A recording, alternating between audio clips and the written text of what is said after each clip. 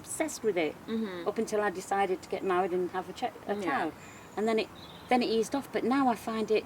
I love my walking. That's the only thing I can ever really find energy and time for. Okay. Not about time. It's like I can't be bothered. It's like took something away from me, and I don't know whether that's the menopause. See you on your videos, thinking, God, I can't believe that was me. And now I'm like, just going up and going for a 10-mile walk is happy for me. But about the weight thing, I found I put this stone on, and I am having trouble taking it off. Are you? But I'm hoping now I'm back at work, back on normality. I'm back to doing all the things I did before. I'm hoping it'll go away. I mean, I know that when you get older, you tend to your metabolism slows down. Because when I was a bit younger, not that I'm old. No, you're not old. My metabolism was so fast. Mind you, I think my metabolism is still very fast now, where I can eat anything. And even when I never used to work out as extensively as I do now, people would always ask me, do you eat? I've seen you. I've seen your meals. And I still look like a stick. And I eat. I love my food. And people think that, oh, I'm on some kind of diet or something. No, I love my food. But the way I tend to work out to make up. So say for example I have a big juicy burger today, then I think, oh gosh, I need to go run tomorrow. I need to go run it off tomorrow. That's what I'm saying. Whereas I used to have that mentality as well. I mean, if I ate something, I think, give it an hour, I'm ready for me one now, I'm ready for this or I'm ready for that. But now it's like I sit down and watch TV, or go in the garden. And I don't know whether this is the menopause, or since I've become a mum, do you know what I mean? And you lose all of what you had, but you obviously haven't at the moment, so that's good. No. You know what I mean? But I did. I don't think I ever will. but to be fair, I think I had a son with ADHD, so it took a lot of my time. Okay. Do you know what I mean as well? So my menopause mixing with my son's ADHD was 10 times worse. Oof. Do you know what I mean? It was like trying to cope with him, trying to cope with what my body was going through and trying to look after a child. Like, I mean, he's brilliant now, he hasn't got it now, he's grew out of it. But that must have been really difficult to cope with. And the menopause as well that I was going through was time work. Sometimes I just wanted to go away, end it all. Do you know, sometimes but at least now it's way better. I mean, at what point in your life did it get really bad to the point where you're going, oh gosh, I can't do this? Given the fact that you started from that young, because that was young. 7 years ago, when I decided to go to the doctors and do something about it, get something sorted about why I was the way I was, and sitting there crying in front of the doctor saying, I'm suicidal. Oh my gosh. And they write that on there when you've got a child, straight away like, oh my God, social service, you know what I mean? They think the mum's going to top themselves. Yeah. You know, everything, it was all down to the menopause. I know it was, because I'm a happy person. How do you cope with it now? Like, what do you do to overcome certain things? Like if you feel like you're, I mean, now that you know there's a few years in, so it's not like you're 35 when you didn't really understand certain things. Now you're seasoned in there. Yeah. So what do you do to overcome it? Like do you ever feel a bit moody, and what do you do when you realize that that's happening? Now, if I get it now, which is very rare because now I'm controlled with medication, obviously, and now I just sort of like shrug it off. It's like easier to because you're able to. You can't just go for a walk or get a Bacardi and Coke in me. Something just to have a laugh. Find someone to have a laugh with. Okay, good. Dig the garden. Dig your garden. Or you ain't seen my garden yet. I've only just had the hot tub, but you ain't seen my garden. You'll understand. I love gardening.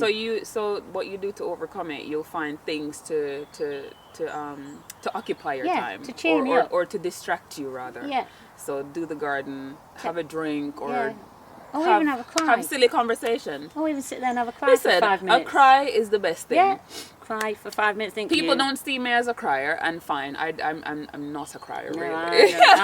No, definitely not a crier. No, I'm not a crier, but I tell you what, when my dad passed away, and the night before, we call it dead yard, but my dad was too lively, so we called it live yard. Yeah. And my younger brother, and when he came by, he found it I think, because I literally broke down. Like, I don't think he's ever seen me like that. And he came over and he didn't know what to say to me.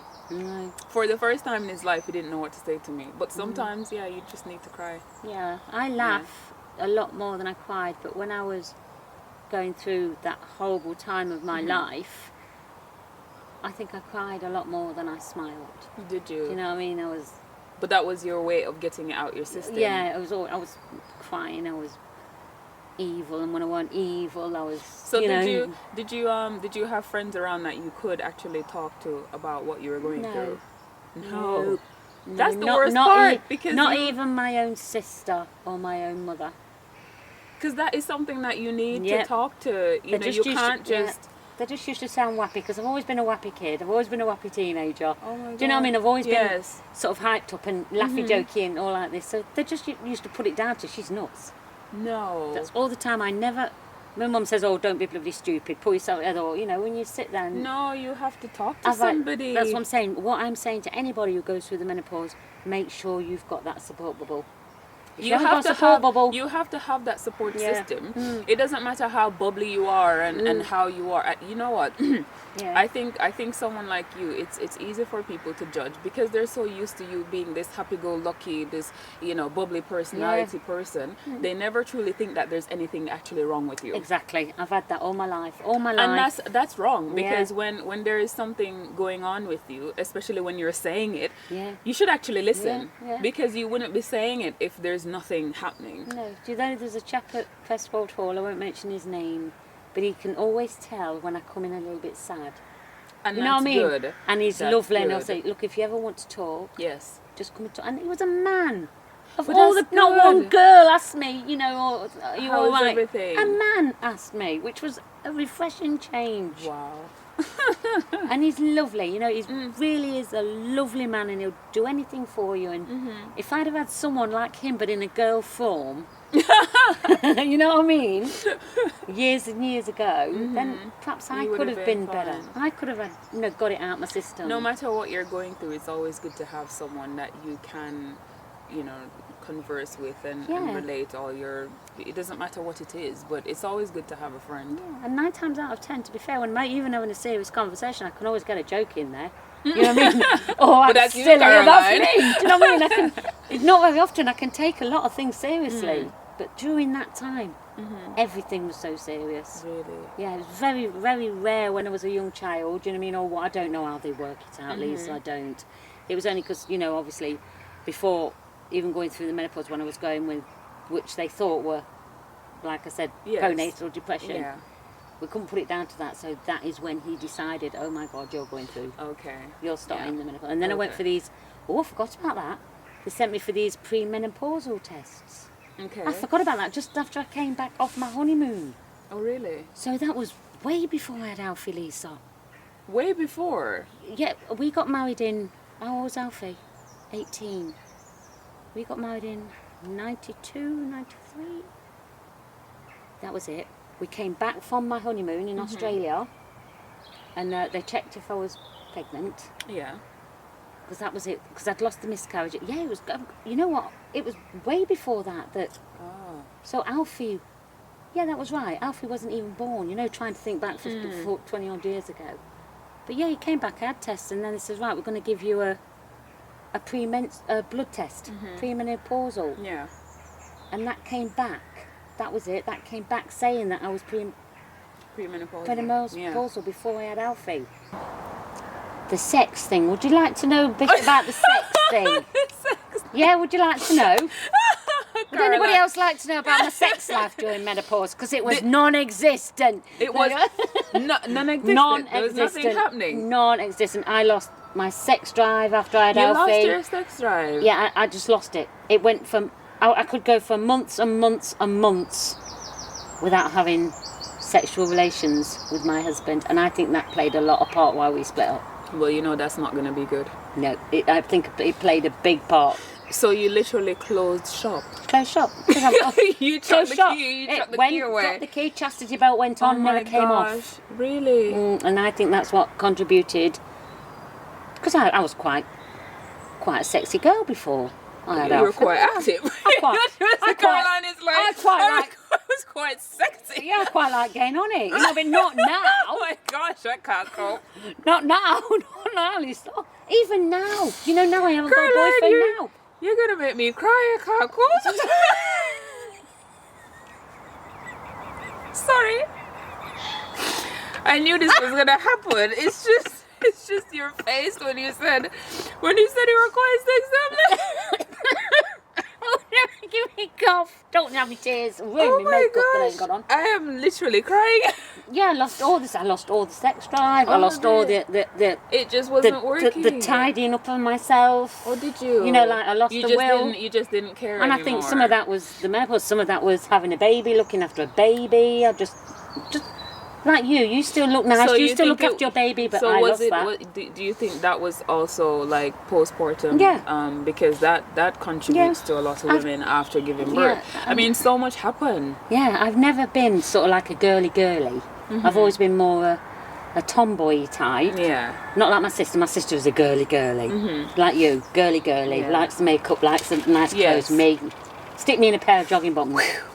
And no wonder I never felt sexy. You know, even with the menopause, you know. So it used to take me 6 months to even think I fancied a bit. Really? Yeah, you know, to get you feeling. Oh, I'm feeling right, a little bit horny here. I fancy a bit, but it used to take me months and months. You just didn't really feel. I didn't want it. No, I just didn't want it, and I was before. Always active. So you think that menopause contributed to think it, so. and probably postpartum? Yeah, definitely. Well, that wasn't good. Because you know, some Especially people, when you are involved with somebody, my it husband- doesn't quite help because I can totally understand, Lisa, why me and my husband split Yeah. up. I wasn't a wife to him where a wife should be. I was a mother and a housekeeper, but I was never not a wife. And I think that a lot of women, if you ask a lot of women, the same thing goes. They lose interest in. You know, even before they've had a baby, when they start going through the menopause, even after they've had a baby, they lose some of, if that's their nature. have to give a little bit. So that bit of it is a struggle for a lot of people who don't get horny around the clock. Yeah, with my ex-boyfriend, there was one that told you it was like a love-hate relationships, I think, on and off for 7 years after me and Glenn split up. And then I used to quite like having sexual relations with him. Do you know what I mean? We was. Well, did you? Yeah, it was quite alright. Caroline, so I'm quite. Alright, you know. Caroline, Floated my boat now and again. Got in there, quite nice. And then as soon as we split up, I went back down to, I don't want another boyfriend. I'm not interested in sex. I don't want to sex. Really? And I reckon nowadays you need a hammer and chisel to get in there, because I reckon it's sealed. It ain't going nowhere Cobweb, now. Caroline. Cobweb. That's the word. Cobweb. I'm more concrete. I reckon concrete is going off there, Listen, not cobwebs. When it was my sister's birthday, I sent her. Tara sent me a photo. It's really rude. Sent me a photo of this lady, and she has literally cobwebs, you know. In the middle section. And I sent it to my sister, and I said, if you continue on the path that you're on, having no partner, you are going to literally wake up one day and see cobwebs. Yeah. But like I say, I had a boyfriend now, and I don't get the urge. You know, like I went on this silly Bumble, you know, this web dating site, and I went on that, and the people, honest to God, that liked you, wanted to talk to you, and things like. And then they come out with, you know what put me off? What? Perhaps when I was younger I liked it, but when they come out with, how you doing sexy? Oh, Before they've even spoke I to tell you what, I think age has a lot to do with it. Yeah, I'm thinking they're after an older woman, but it's a 16-year-old lad thinking, I need some practice, I need an older woman. Age has a lot to do with it, and maturity. Yeah. When you're younger, it probably was okay. You thought it was nice, yeah. Probably rolled your Flattering. boat a bit, but when you get to a certain age and you know, maturity, and you get older, those kind of things are just so... And they're not the relationship I want a nice, not that I want one now. You want a mature man? Yeah, a mature guy. can cope with me. That's not gonna tell you that you look like an angel sent from above.